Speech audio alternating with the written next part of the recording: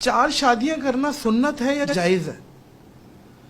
جائز ہے، سنت بھی تو ہے نا. ہاں سنت. اس میں پھر میں اس پہ تھوڑے کھل کے بولوں.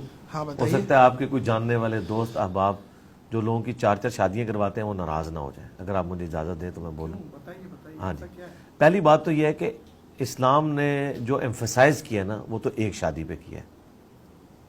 سورۃ النساء پڑھ کے دیکھیں، اللہ تعالیٰ نے فرمایا کہ اگر تمہیں خطرہ ہو کہ تم بیویوں کے درمیان انصاف نہیں کر سکو گے تو ایک پر اکتفا کرو. ٹھیک ہے.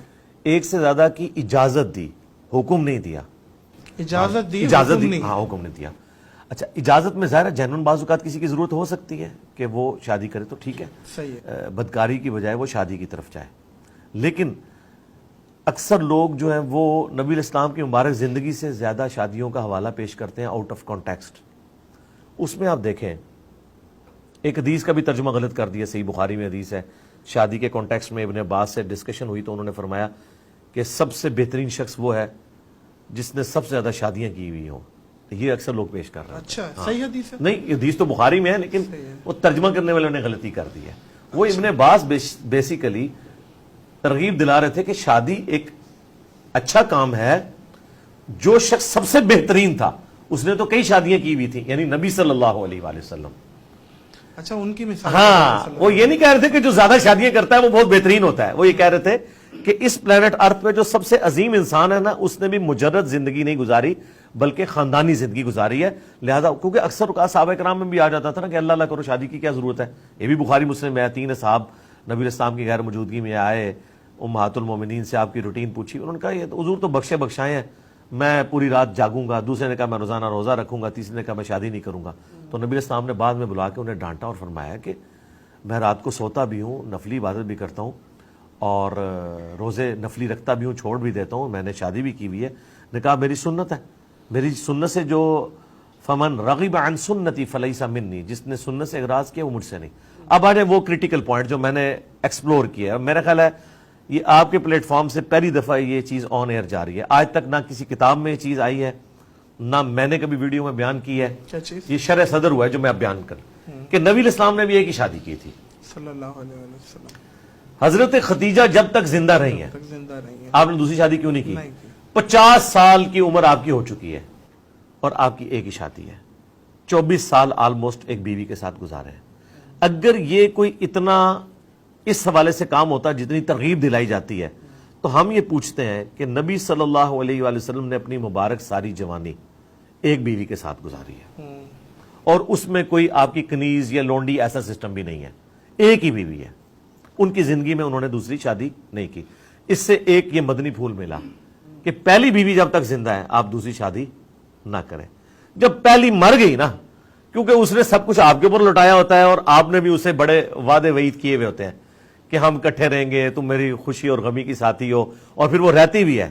اور اس کی زندگی میں لا کے آپ دوسری شادی جب کرتے ہیں تو پھر اس کے لیے برداشت کرنا اگرچہ وہ جائز ہے لیکن سنت کیا ہے؟ پہلی بیوی کی موجودگی میں نہیں کی.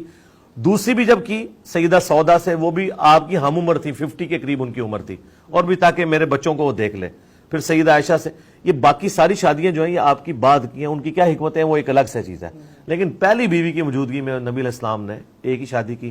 ہم بھی یہ کہتے ہیں اگر آپ نے دعوت کا کام کرنا ہے اور آپ نے یہ جو کام اپنا کرنا ہے سکون کے ساتھ، کنسنٹریشن کے ساتھ جو بھی کر رہے ہیں تو ایک شادی کریں. اور اگر آپ کو شوق ہے تو پہلی بیوی سے اجازت لیں. نہیں اجازت لیں، پہلی اجازت لینا شرعی نہیں، شرعی اجازت نہیں. اس کو صرف بتا دیں، اجازت لینے کی کوئی ضرورت نہیں. اسے بتا دیں تو منع ہی کرے گا، پھر اسے شرعی طور پہ قائل کرے.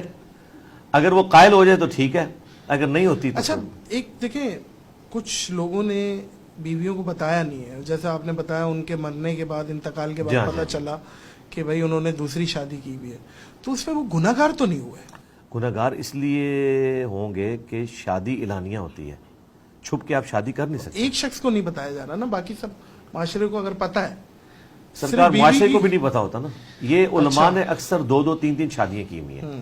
اگر معاشرے کو بتانا فرض ہے معاشرے کو. اگر میں چھپ کے کرنا چاہ رہا ہوں، ایک سیکنڈ یہی رکیے گا، اگر میں چھپ کے کرنا چاہ رہا ہوں اور میں نہیں بتا رہا اور شرعی طریقے سے میں نے شادی کی ہے تو نہیں، وہ شرعی شادی ہی نہیں ہے نا. کیسے؟ وہ اس لیے کہ جامع ترمذی میں اور سنن ماجہ میں حدیث ہے کہ حلال اور حرام نکاح میں فرق گانے اور اعلان کا ہے. اعلان کا ہے. اعلان کرنا ضروری ہے. اچھا دیکھیں اس میں باتیں کیا ہیں. آپ نے چھپا کے شادی کی, آپ مر جاتے ہیں تو کیا آپ کی اس بیوی کو حصہ ملے گا؟ شرعی طور پہ وراثت ملنا چاہیے, لیکن اگر وہ ڈکلیئر ہی نہیں ہے, اور اکثر ان علماء نے جو شادیاں کی ہوئی ہیں نامہ ہوگا نا, نہیں ہوتا نا, یہی میں آپ کو بتا رہا ہوں. وہ نہیں بات کر رہا, میرا سوال یہی ہے کہ ہم شادی کے تمام پروٹوکول جو پاکستانی لاز ہیں وہ بھی پورے کریں اور شرعی لاز بھی پورے کریں اور چھپا لیں. نہیں چھپانا کہ یہ چھپا رہا ہوں. نہ چھپانا نہیں, پہلی بیوی سے چھپانا نہیں ہے, نہیں گناہگار تو نہیں ہوگا. جی گناہگار ہوگا, گناہگار ہوگا, بالکل گناہگار ہوگا. اب اس طرف آ جائے, اتنا آپ حسن ظن نہ رکھیں, آپ شاید اسی طریقے سے ہی کریں گے جب آپ دوسری کریں گے, لیکن میں آپ کو بتا دوں نہیں کریں گے ہی نہیں آپ.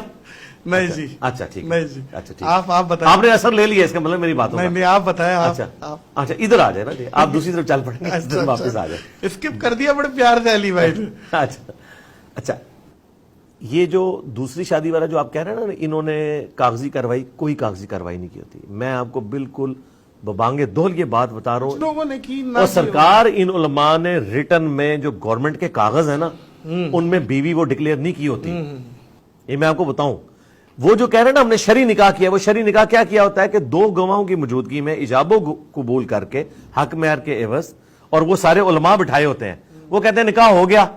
میں آپ کو بتاؤں گا یہ ویڈیوز ان علماء کی موجود ہیں جس میں وہ کہہ رہے ہیں کہ آپ کو ریٹرن رکھنے کی ضرورت نہیں ہے, وہ تو پھر کاغذی کاروائی میں چیز آ جائے گی اور باہر نکل جائے. اب کمیٹی گھر میں مثلا سپوز میں کسی عالم دین کا نام لے کے بات کر لوں, اگر آپ اجازت دیں, کوئی ایک ڈومیننٹ پرسنالٹی, چلیں چھوڑ دیں بغیر نام, پاکستان لیول کے ایک کوئی عالم دین جنہیں پوری دنیا جانتی ہے, ان کا بڑا فیم ہے اور بڑی عزت ہے, لوگ انہیں ایک بزرگ کی حیثیت سے دیکھتے ہیں, وہ چھپا کے دوسری شادی کر لیں اور اس کو ڈاکومنٹ میں لے آئیں, اور وہ ڈاکومنٹ جیسے ہی پہنچے گا کمیٹی گھر میں, یونین کونسل میں, اتنا دی دوسری شادی, دوسری کنواری, ان کی عمر تو 70 سال, وہ 35 سال کی لڑکی سے, جناب اگلے دن سوشل میڈیا پہ وہ کاغذ گھوم رہا ہوگا.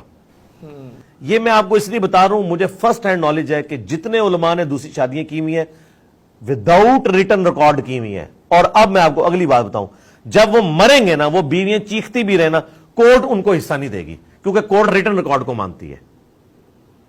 تو یہ نہیں کرتے, یہ آپ کا حسن ظن ہے کہ وہ کریں گے تو نکل جاتی خبر.